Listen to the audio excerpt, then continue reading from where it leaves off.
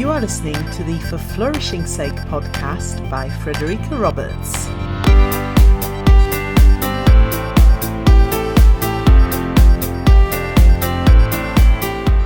Hello and welcome to episode 6 of the For Flourishing Sake podcast. After a few weeks of featured guests, I wanted to come back to you myself today and talk about something that I'm passionate about. Positive relationships have been mentioned by me and by my guests in previous episodes. I also recently read an excellent interview with Andrew Cowley, author of the Wellbeing Toolkit, in which he stressed the importance of positive relationships in schools. Incidentally, listen out for Andrew in a future episode of this very podcast. I'm so excited he's agreed to be one of my guests. And the interview I've just mentioned, I've put a link to that on the podcast page for this episode on forflourishingsake.com.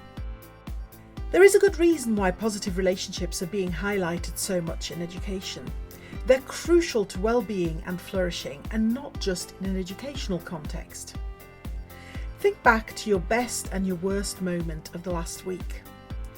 I bet that at least one of those has something to do with your interaction with another human being.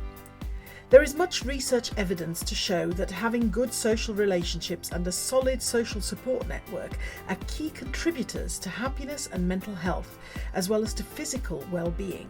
If you have a few minutes, I strongly recommend watching the What Makes a Good Life TED Talk by Robert Waldringer, where he outlines lessons learned from the longest ever study on happiness. And for this too, I've put a link onto the podcast page on forflourishingsake.com. Within a school setting, there is ample research to suggest that positive relationships help to increase resilience and overall well-being of both pupils and staff, that they improve academic attainment, critical thinking and self-esteem, and increase attendance and learning engagement. Positive relationships include the relationships between pupils, between staff, and between staff and pupils, but beyond that, the research points to the benefits of fostering strong community links too. One example of this was demonstrated beautifully by Lois Banks in episode 4, but today I want to focus on one simple relationship-boosting, strengths-based activity you can do either with pupils or staff, or even in a mixed pupil-staff group. This activity, Secret Strengths List, is featured in mine and Elizabeth Wright's book, Character Toolkit for Teachers. It's always a popular activity in our Inset and CPD workshops. I was first introduced to this activity by my Positive Relationships module tutor, Evie Rosset, during my MSc in Applied Positive Psychology. Get each participant to write their name at the top of a blank sheet of paper. Then give them an allocated amount of time. I like to play uplifting background music during the activity.